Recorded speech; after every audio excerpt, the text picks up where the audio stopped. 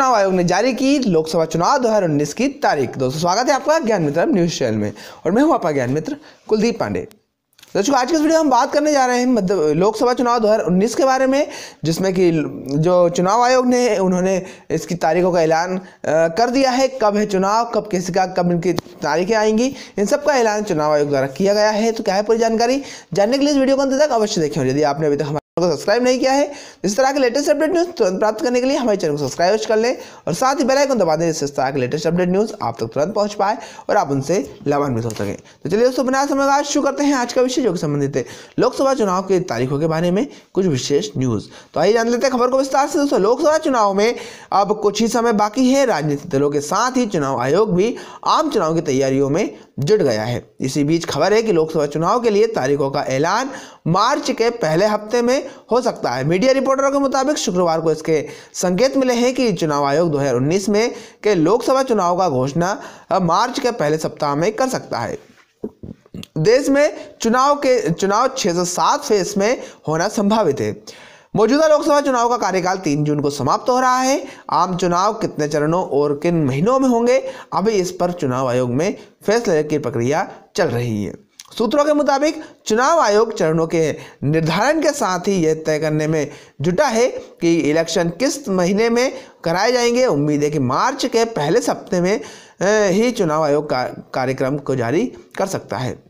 वर्तमान लोकसभा के चुनाव का कार्यकाल 3 जून को खत्म हो रहा है। इसके चलते राजनीतिक दलों ने अपनी तैयारियां भी तेज कर दी है। आयोग ने अभी प्रदेशों के मुख्य निर्वाचन अधिकारियों के साथ पिछले हफ्ते बैठक करने के बाद अपना फाइनल होमवर्क शुरू कर दिया है। चुनाव की तैयारियों को लेकर जिला कलेक्टर के साथ बैठक की जा रही है। 5 साल पहले 2014 में हुए लोकसभा चुनाव के लिए तारीखों का ऐलान भी मार्च के पहले हफ्ते में यानी 5 मार्च को हुआ था।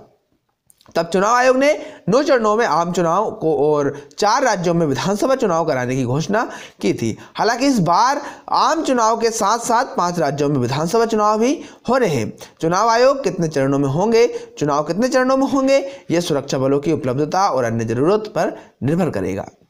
भाई आंध्र और सिक्किम, उड़ीसा और अरुणाचल प्रदेश सहित विधानसभा के चुनाव की भी आम चुनाव के साथ ही होना संभव है।